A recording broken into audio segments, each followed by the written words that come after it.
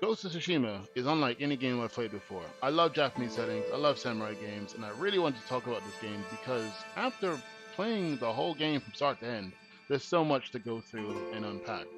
And so in this review, I want to go through the plot of the game, also go through some of the motivations behind what Jin goes through, and also introduce everyone who hasn't played the game yet to this fabulous game. Now, the game came out in May of 2024 on PC, 4 years after it came out on the PlayStation, and I was looking forward to this game for a long time. And now that it's here, we can see it together, and we can see how Jin Sakai becomes the Ghost of Tsushima. So, with that in mind, let's get started. So, the game is split into three arcs. In Act 1, which we're in right now, and as the game starts, Jin and his uncle, Lord Shimura, is fighting against the Mongol invasion. And we also get a bit of a tutorial on how the game is played, and you also have the option, before you start as well, on the different type of cinematics you want to see. So I'm choosing the normal cinematics here, and I'm choosing the English audio, I'm choosing English subtitles with the Japanese audio to be more immersive as possible. Now, Jin suffers a defeat here when he has the Mongols that are trying to invade him, and before he's able to take his sword, you can see here that Lord Shimura, his uncle, helps him out. Now, the Mongol invasion is led by Khotun Khan. You'll see him in a moment. And you can see how vicious the Mongols are because they want to dominate this island of Tsushima before they get to the mainland themselves. And so Jin, after getting 2 arrows in his back, looks to get to the sword but doesn't have enough strength and passes out.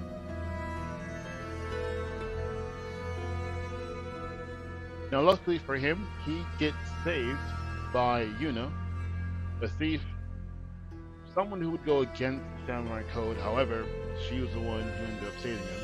And as you can see here, the Mongols are clearly taking out the people of Tsushima, and he meets Yuna here for the first time. Yuna is able to help him recover his armor, and also they find a way out of the area that they're in. And so the first part of the game, you have to find a way out with her as you learn a little bit more about her. On the way out, we get to pick a horse, and the horse is going to be a pivotal part of the game because you'll be using the horse a lot to travel. And you can also name your horse as well. If you have the digital deluxe edition, it gives you another horse as well, like I do here, and you can choose a name for your horse. So the name I chose was Kage.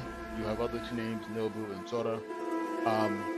And this part of the game is quite cool because it will tell you that the horse will be with you for the entire journey.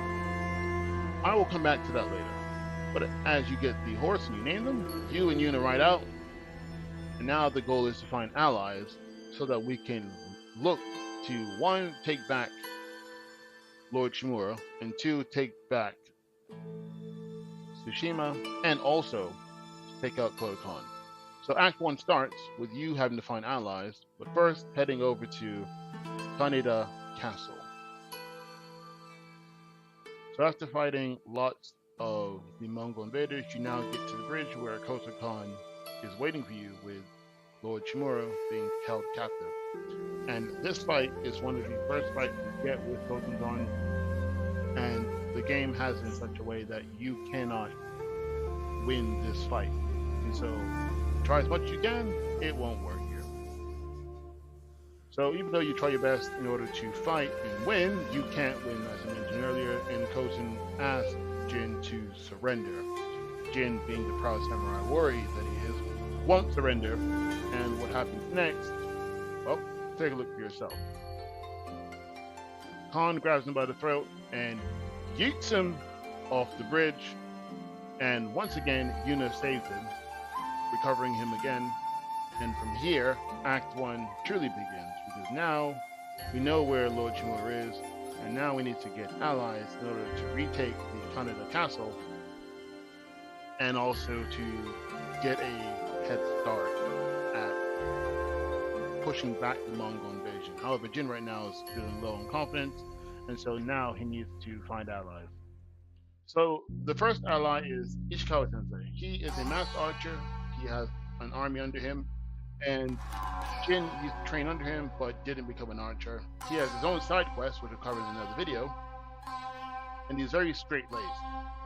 The second ally is Masako Sensei here, or Lady Masako as she's known here. In the beginning of the game, her husband was the one that died, leaving her with effectively no clan, no family, and she's also very bitter. She has her own side quest, which becomes very dark, and I'll cover that in the same video I'll cover alongside with Ishikawa Sensei. But you get to pick up these two, and you can also start doing the side quest as well. So as you're going throughout Act 1, you're liberating the Mongol outpost, you're talking to new people, you're doing the side quest. Lord Shimura is being held captive by Koken Khan, and effectively he wants him to surrender. But Shimura is samurai, and he honors that code very much, to the point where he's telling Koken Khan, you might as well kill me, it's not going to work.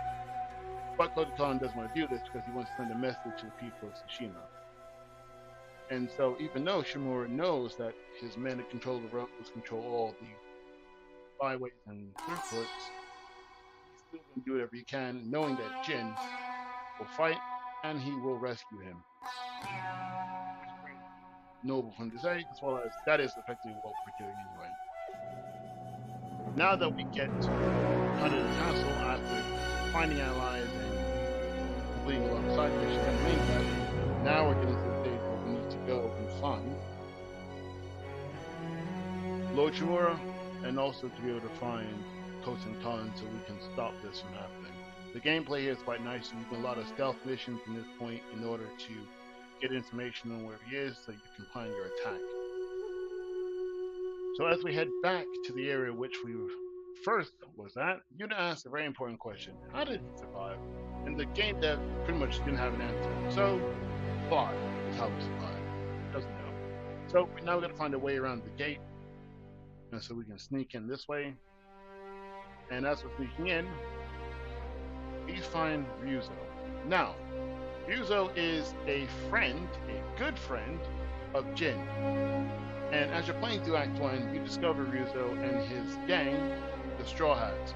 So finding him here is quite shocking, given the fact that he was working with you to help liberate the Mongol forces.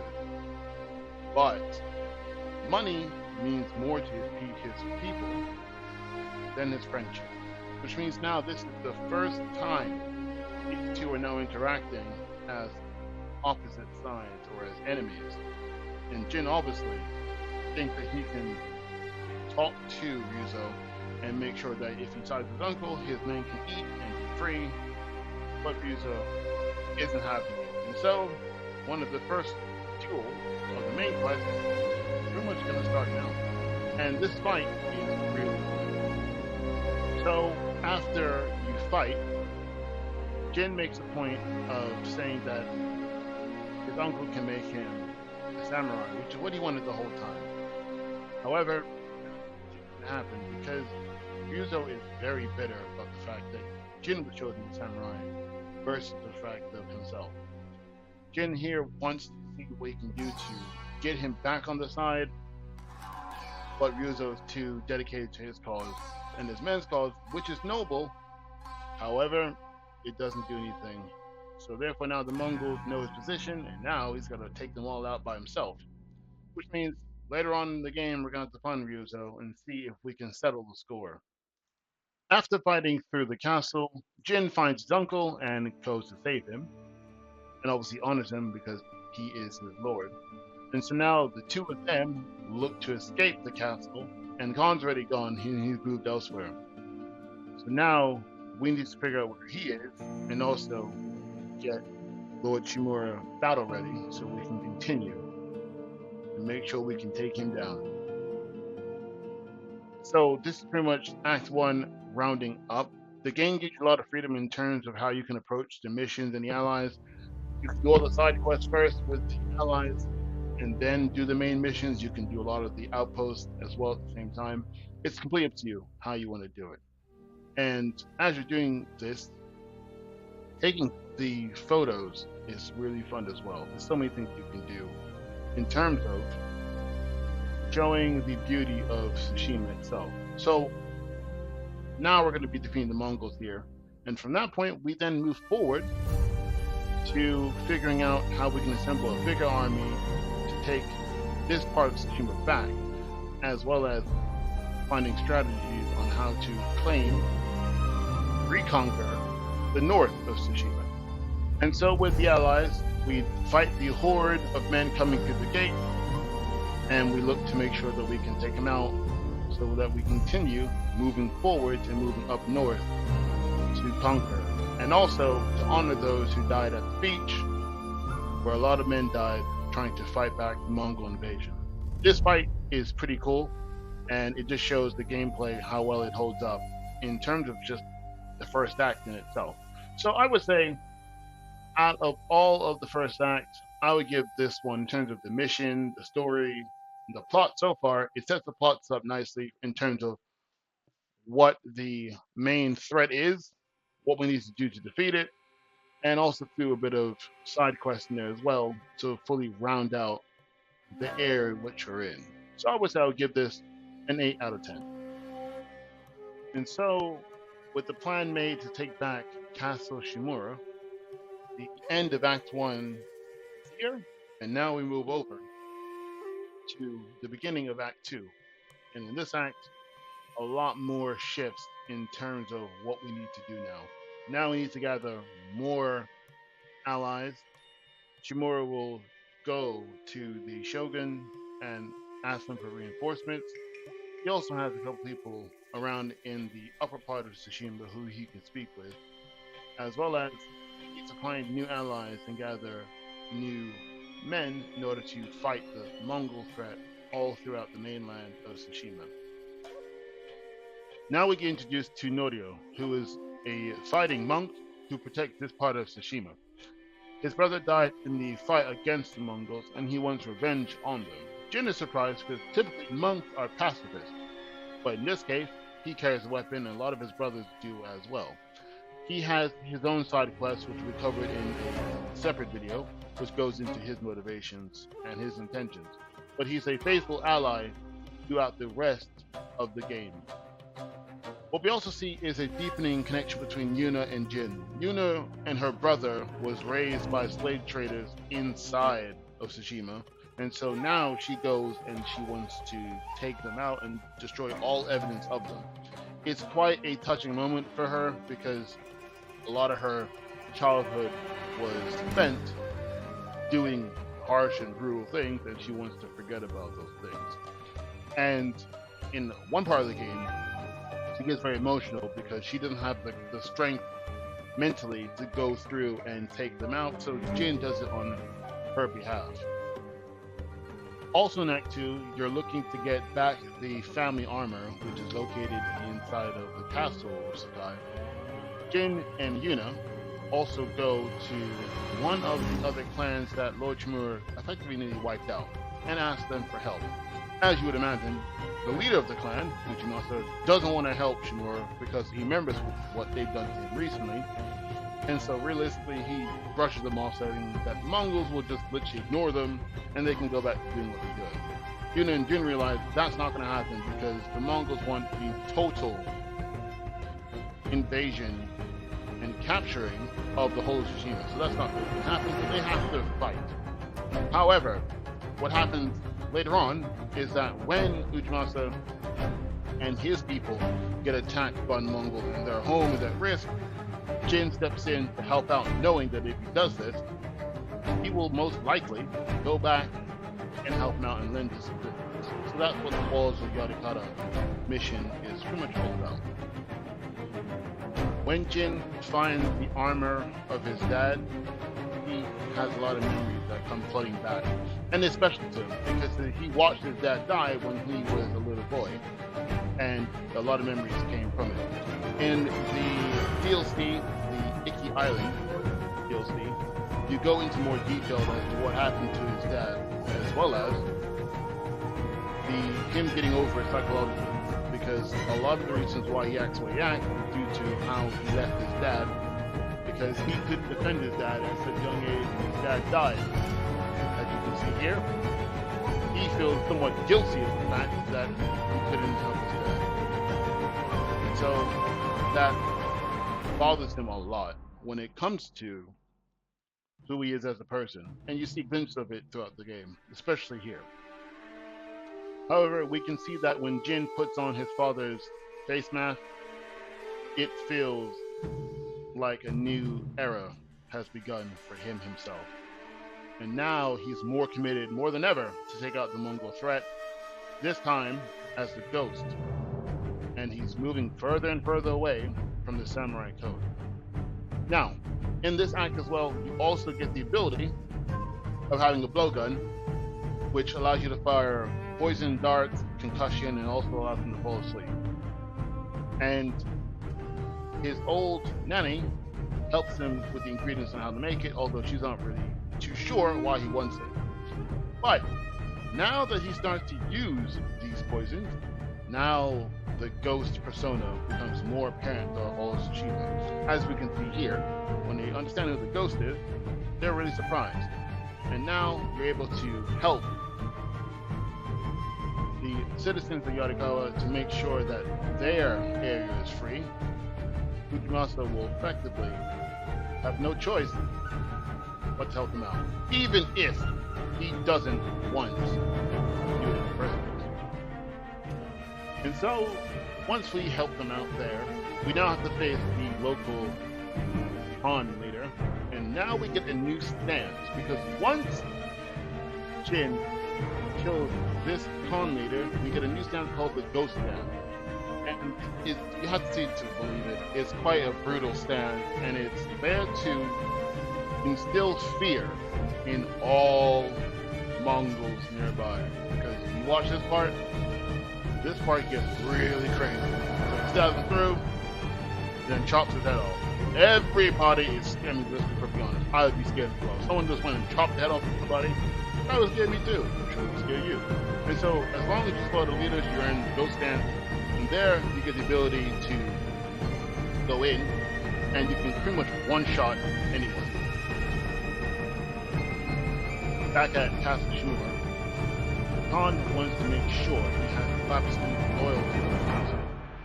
So he's effectively asking Ryuzo to make sure that when, and he knows that it's coming, when Jin comes, that he takes him out for good, so that his men will be able to live. Because otherwise, his men are going to have problems. And earlier in Act 2, or towards the end of Act 1, there's a scene where Ryuzo has to burn his own men alive to understand the limits that the Khan will go to make sure he gets the job done. And it's quite a horrifying scene to watch. So, after all this is done, now we're able to take the castle back. We've gathered the allies, we've strengthened the resistance movement, and now we're going to be using the enemy's weapons against them. In this case here, we're using this weapon, and it's a really cool weapon, and it gives you a little mini game on how to defend one of Shimura's allies in order for them to send help to the mainland to get the help back. So I'll show it here so you guys can see what it looks like.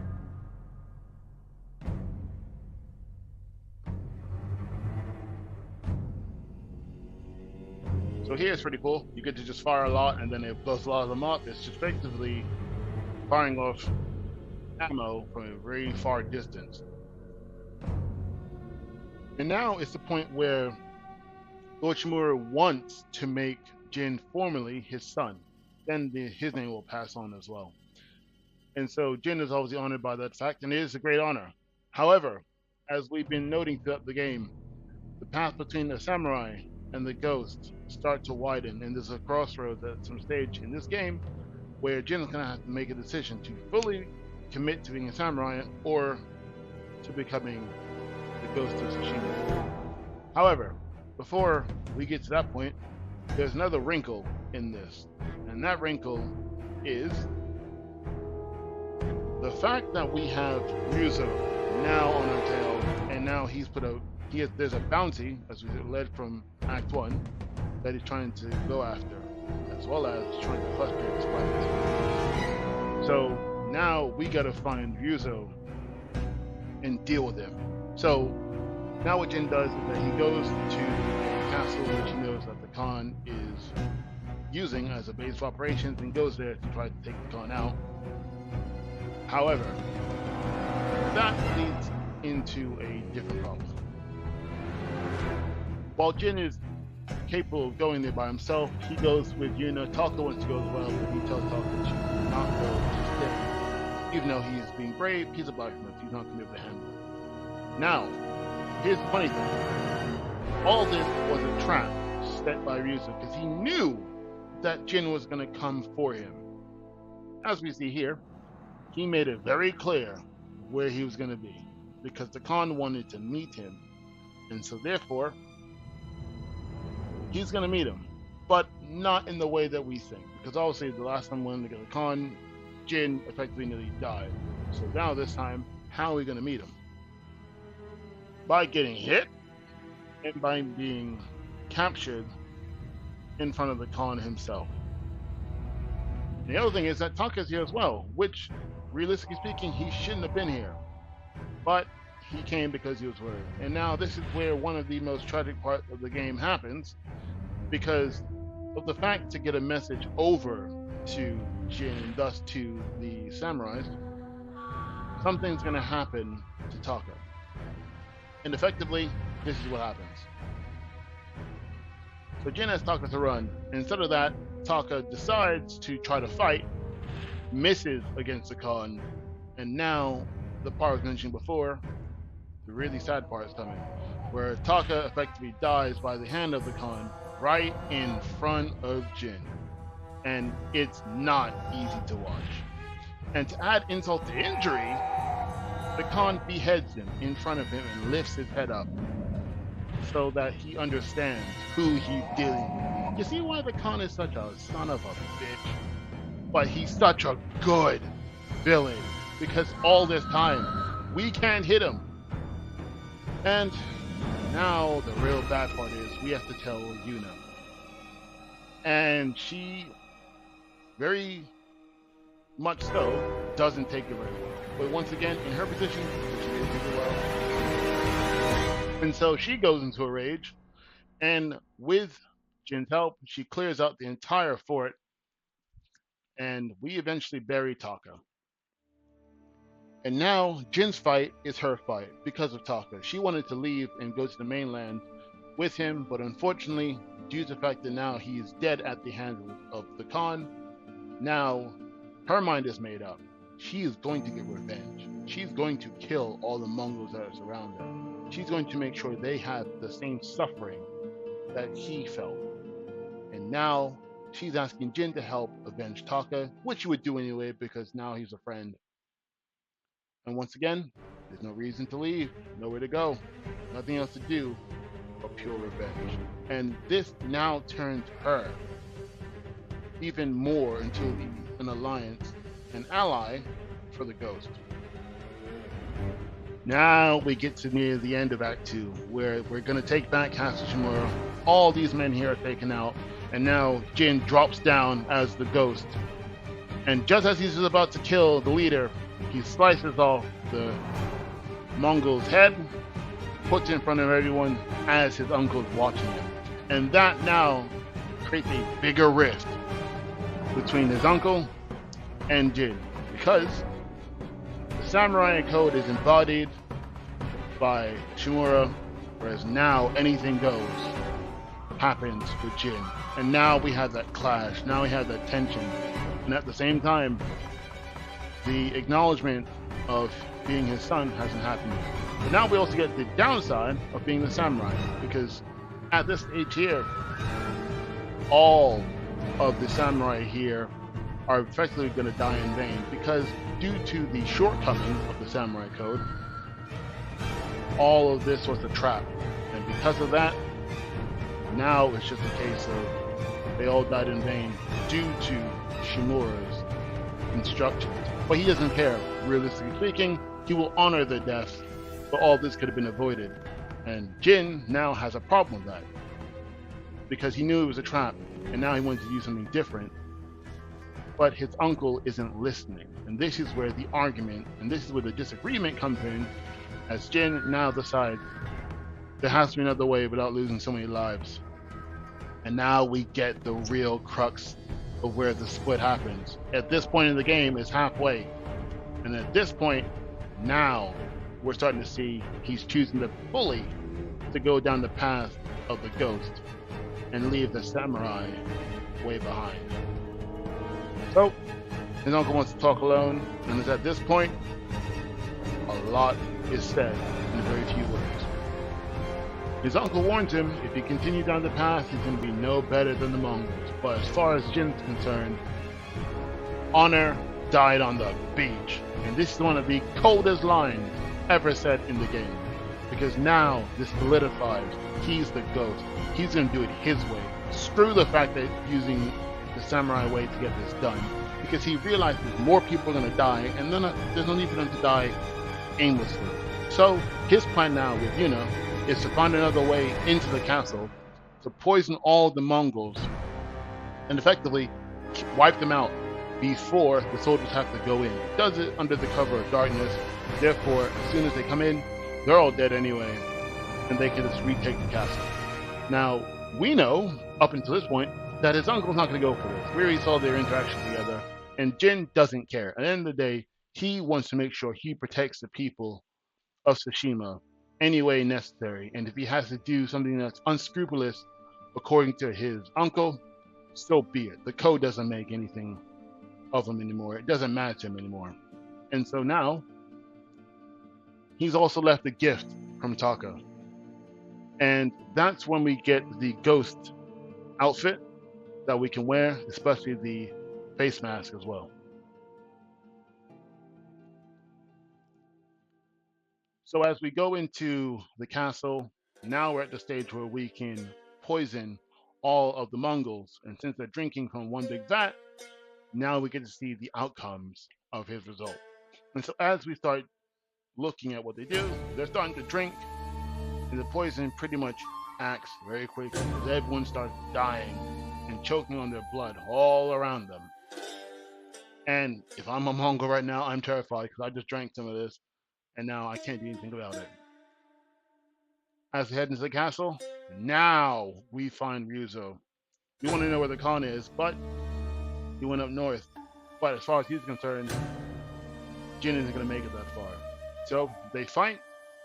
This fight is a bit harder than the first fight, but you got a lot more skill under your belt by this time as well. And now we get to the part where we take down Ryuzo. And Jin, as we know, he doesn't like it. He was his friend, but jealousy and bitterness and greed clouded his judgment, so he couldn't even look and see what was going to happen. And so now, before he kills him, he tells him goodbye. And as the player, you're sort of left with two ways. Ryuzo could have listened, but instead he chose not to. And now, his fate is like a lot of the Mongols. Gone. So after that fight is over, Shimura comes and surveys the scene and takes one of the Mongols out. But he realized one thing: Jin defied him. And now, that tension I spoke about earlier is coming to the fore. Because even though Jin wants to say, hey, let's go, let's continue to move on, Shimura completely shuts him down. Even though he took the castle back for him, he defied his order. He said, this is not how you want to be remembered. And now he has to pay the price for his defiance. So now he has to be captured.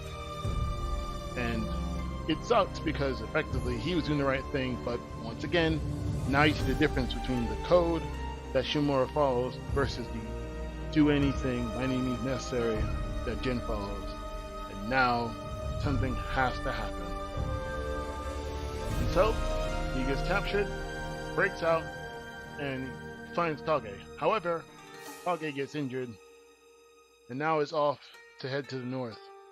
And as we head here, we get one of the more emotional scenes. A lot of arrows get hit into Kage, and as he rides on, Kage ends up succumbing to his injuries. And this scene is very sad because Kage's been with you through the whole game so far. And if you played more than just the main quest, you played side quests, after every mission, you pose with him.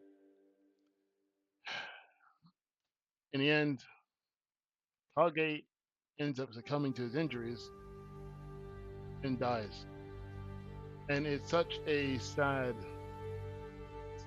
part of the game because you see him just slowly stop moving, and it's emotional even now, even though this is part of the game. It's just so heartbreaking, especially for Jin, because he now blames himself for the death of his horse that he's grown so attached to, and as a player, you've grown so attached to. And the music helps a lot with this, and they really tug at the heartstrings here. It's ooh, even watching it now, it's so hard, and I can just understand how Jin feels. Now he has to go alone into the tundra, and when he says those words, he's sorry he couldn't protect him. Dang, that hurts. So he ends up burying Kage, and we finish Act 2. Act 2 had a lot going for it, but now as we move into Act 3, there's only one thing we really need to do, which is simply kill the god. And in order to do that, we have to find out where he is. Now, Act 3 kicks off with Jin in the same place, paying respects to Kage, and now moving forward towards Kin. However, now he's got two problems. The first is still the Mongol threat, which has always been there. But now the second is that Lord Shimura now brands him as a traitor. And the other problem that the Mongols now give him is that they have learned the poison that he's been using against them, which is a really cool twist from the game. Now the game is now can poison you with arrows. And now, as we see here, he's now trying to find his way out, but succumbs to his injuries. And who else would save him but Yuna? Now recovered somewhat, we end up going to Jikoku Temple, and now we need to find out how to gather the allies and also figure out a way to approach the Khan himself. So Act 3 effectively carries on with completing the main quest, liberating the area the north of Tsushima, and finishing the side quest of the allies. However, what Jin also wants to do is see if he can get the help of his uncle. Even though technically he's branded a traitor, he still wants to be able to go in, and they both have the same goal, to drive the Mongol threat out of Tsushima, but they're just going about it in two different ways. And so what he wants to do is go back to Shimura Castle, go into his room, and give him a message hand delivered. That's going to be quite difficult to do. However, he is the ghost, and so he's going to do whatever he can to make sure that, one, his uncle reads the message, but also that he provides assistance where necessary. However, Yuna doesn't think that's a good idea, considering the fact that she saw him brand him a traitor, and all of the forces are going to be against him. However, Jin realizes he needs all the help he can get. So, being the ghost, he sneaks into Shimura Castle, leaves a letter at his desk, and leaves.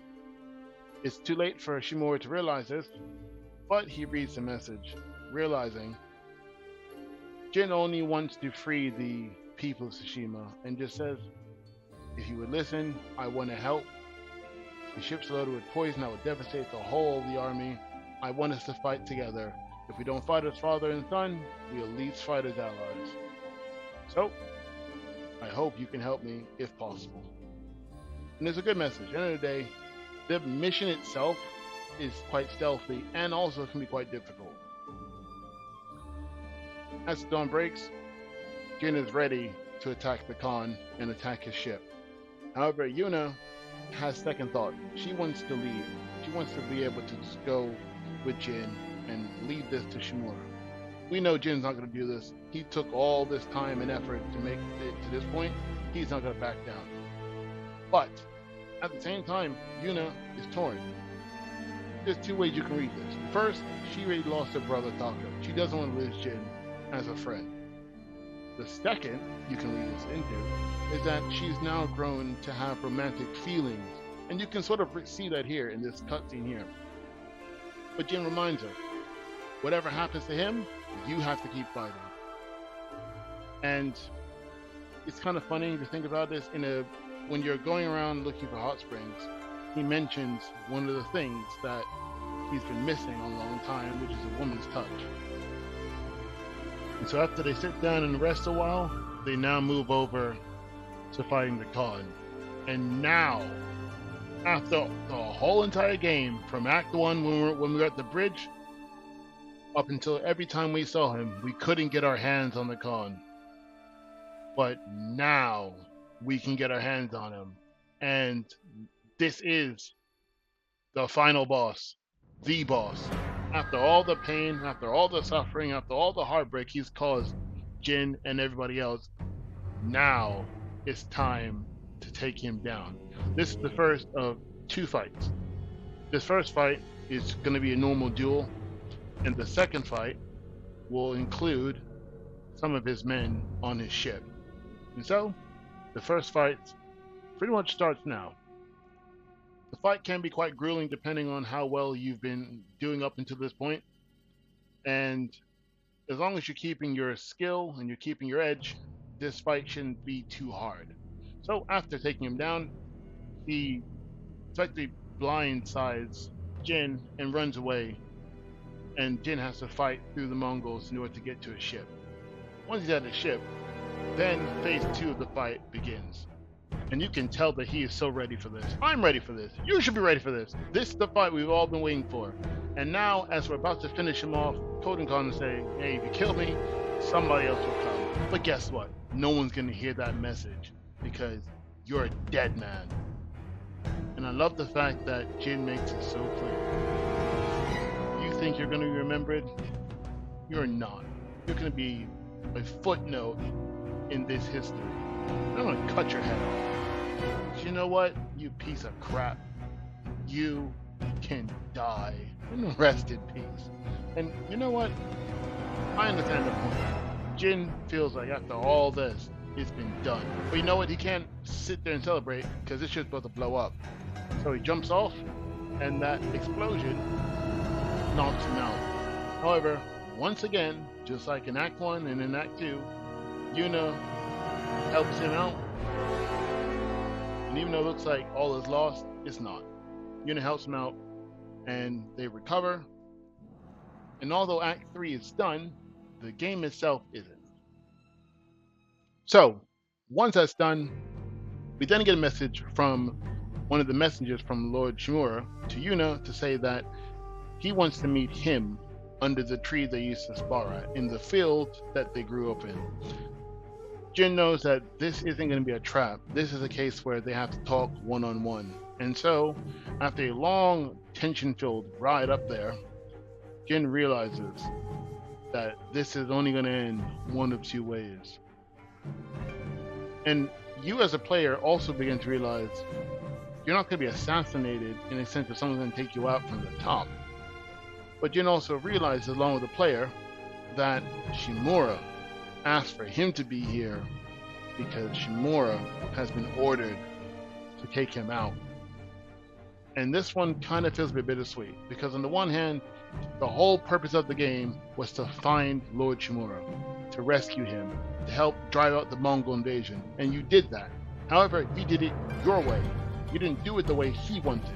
And because you didn't do it the way he wanted, now you're the threat, and the threat has to be eliminated. Otherwise, the people rise up against the shogun, and they can't have that. So on the one hand, they have to knock down the Ghost of Tsushima and send a message to everyone, or Jin himself has to take up a sword one last time and take out his beloved uncle.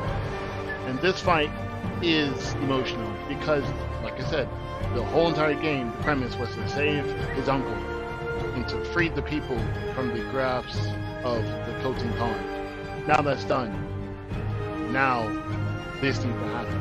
And just like with the other fights, just like with Ryuzo, just like with some of the other fights you had, this one becomes emotional. And this is one of the pivotal moments of the end game. Because now, before you do this, you also have to craft a haiku. And the game allows you to go and do that. Once that's done, now we have to fight. And this fight is, I would say, one of the most difficult fights because he has a lot of different moves that he can do, and you have to be very on your feet to make sure you do that. Different stances can give you the advantage here.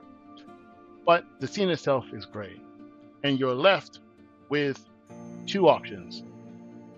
One, honor Shimura with a warrior's death, or two, spare him. Now, I chose honoring his wish for death because he realized he lost. There's nothing else he needs to do. And so you go off and you kill him. But this is not an easy thing for Jin to do. Just like when Jin killed Ryuzo, he had a lot of emotional tie-in with him. And he also made sure he wasn't going to be forgotten. And when he does kill him, he's very emotional about it. A lot of people died because he had to go and save his uncle. And now he has to kill his uncle. And even though he rejected being his son formerly, his uncle said, "Thank you, my son. I hope we see each other in the next life." And that hits him right there because even though he was doing all that he could, he wanted to save his uncle, he wanted to save the country, the island, and he did. And even though he had to go against his uncle, in the end, his uncle understood what was happening and made peace with him. And you know what? That is the game itself. And the game fades into the credits. And what a game it was. So, the plot of Ghost of Tsushima is multi-layered and emotionally charged from start to end, as you've heard. It's a story of honor, it's a story of sacrifice, a story of personal growth, where Jin's journey from samurai to the Ghost of Tsushima, the labeled legend that he is both heartbreaking and heroic. The side quests deepen the narrative, the relationship Jin forms with his allies from Yuna to Kenji to Lady Masako all feel meaningful and authentic. When I finished playing the game, and when the cutscenes happened, I just stopped and watched the whole thing happen. I didn't skip it, I let it run. Because at the end of the day, all the friends he made along the way, his desire, his determination to make sure that the land was rid of the Mongols was his one and only aim. And you know what? When I look at the plot itself, I couldn't see any plot holes. It had very touching moments, very cohesive writing. There wasn't any major plot holes that I can think of. The way the characters were written, the motivations that were developed, and all the different subplots were all tied up in a nice bow at the end of their side quests for the different characters. The whole game, I would say, was very masterfully done. The journey of Jin Sakai is a compelling one, and the emotional stakes only increase as the story progresses. And you know what? I had so much fun doing this review. This is one of the first video essays I've done on the channel. It took a long time to do this, but you know what? This game deserved it because it's one of the best games I've ever played.